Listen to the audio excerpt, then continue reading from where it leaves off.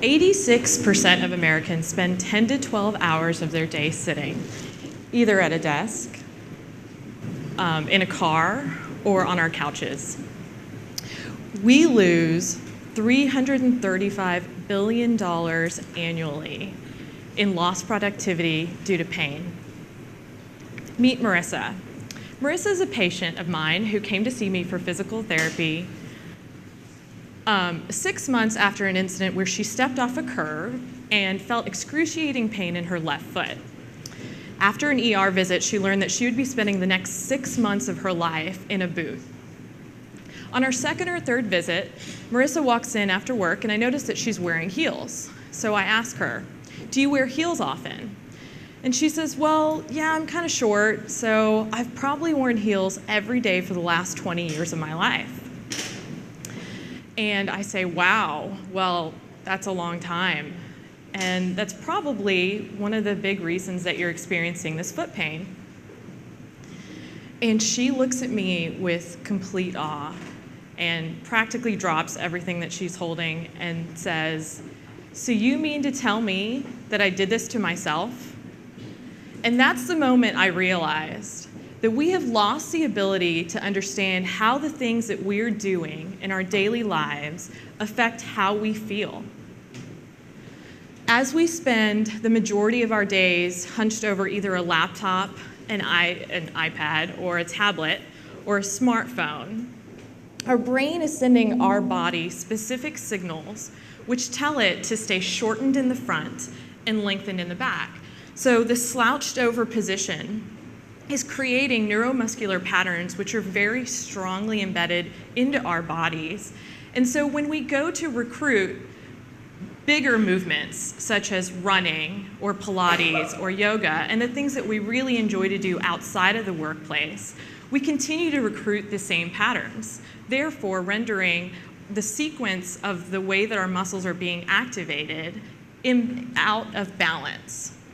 So everything that we're doing outside the workplace, outside of this slouched position, ends up being out of balance. Therefore, we are putting ourselves at risk for everything that we're doing outside the workplace. When I learned a little bit more about Marissa, I learned that her problem actually started 2 years prior as low back pain. So I asked her what she did about it. She said, "Well, I got a lumbar cushion, and that seemed to help for a little while.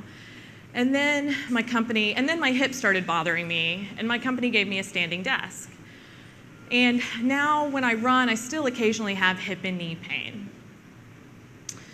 So the way that we are attempting to fix and create solutions around the injuries that are occurring are much like putting a piece of duct tape over a leaky pipe. So that duct tape may hold for the first couple days. Maybe we even put a second piece of duct tape on there, which may hold for a week. But eventually, that pipe is going to burst, and you're going to end up with a much bigger problem than if you had just cleared the clog from the very beginning. So now, the solutions that Marissa took the problem that Marissa had started as a low back pain, and she decided to just put a crutch on it with the lumbar cushion. And then she decided to put another crutch on it when it moved into her hip. And then eventually she created a much bigger problem in her foot, which rendered her practically immobile for 6 whole months of her life. So let's imagine your own work situation. So you go into work, and today you think, "I am going to sit with really good posture because the last couple of days I've been experiencing a little bit of low back pain." So you have the best of intentions, you start the day with really great posture, and over time, what ends up happening is you start to slump into one of these. I'm sure we can all feel ourselves getting into one of these postures, maybe even as we sit here today. And so imagine if at that moment you took a step back and you sat back in your seat and you took a deep breath and you thought, where is this problem that I'm experiencing in my body coming from? Is it a low back pain? Is it because I'm leaning on one elbow and my elbow's starting to bother me? Is your solution to lean on the other elbow? Or is it to find a balanced position? So The goal here in what I'm trying to get across to you today is let's find a solution where we are achieving balance and variety in our movement patterns as we slump into one of these positions. So let's start today.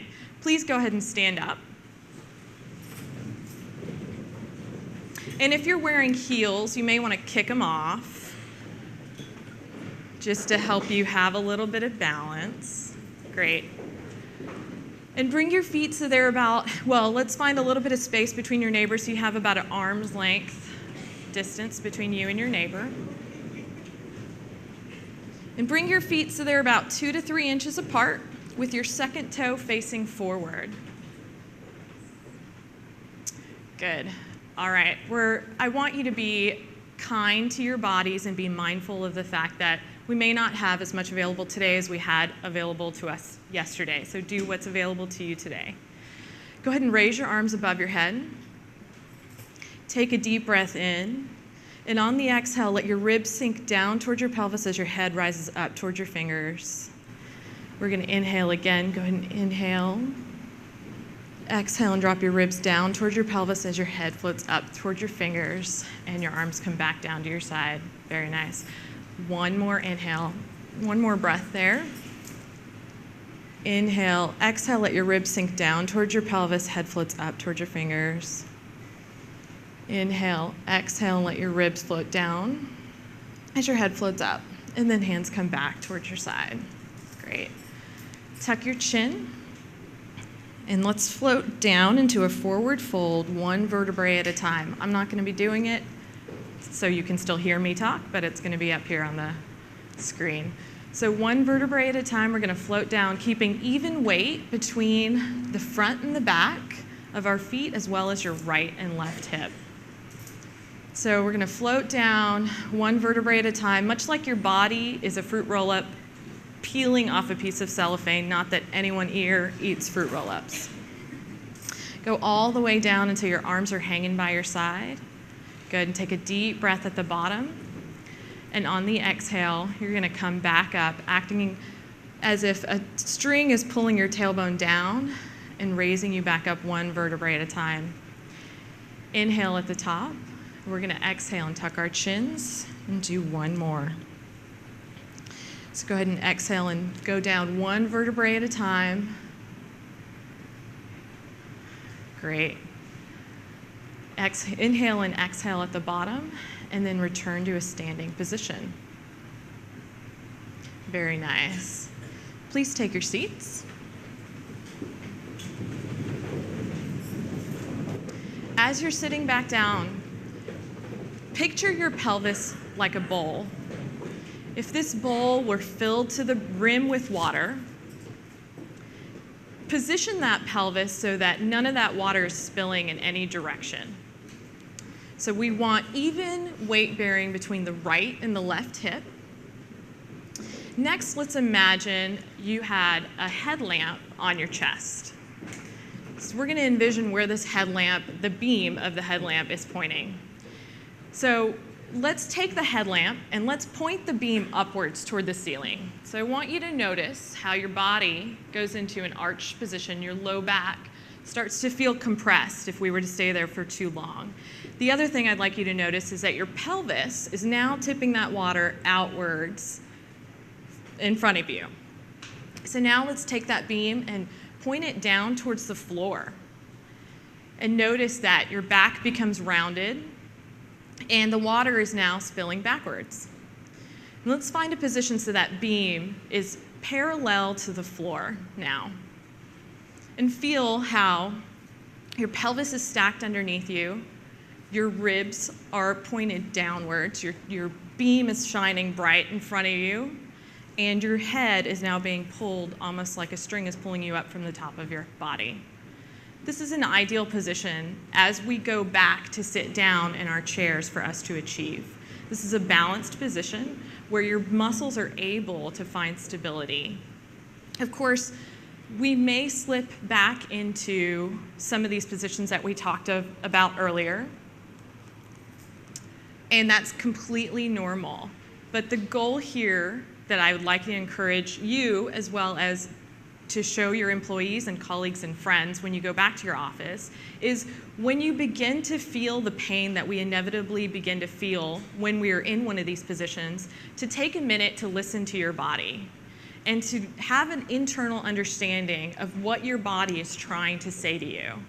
Is it saying that the right side of your body needs a stretch? And if so, go ahead and do that. Get out of your desk, raise your arms above your head, and get a stretch on that right side of your body. Introducing that variety into your workplace movements can help you prevent injury at the beginning stages rather than spend 6 months or longer in a boot or on crutches. George Sheehan said, "The body mirrors the mind and soul and is much more accessible than either. If we can become efficient at listening to our bodies, we will eventually hear from our whole selves." Thank you.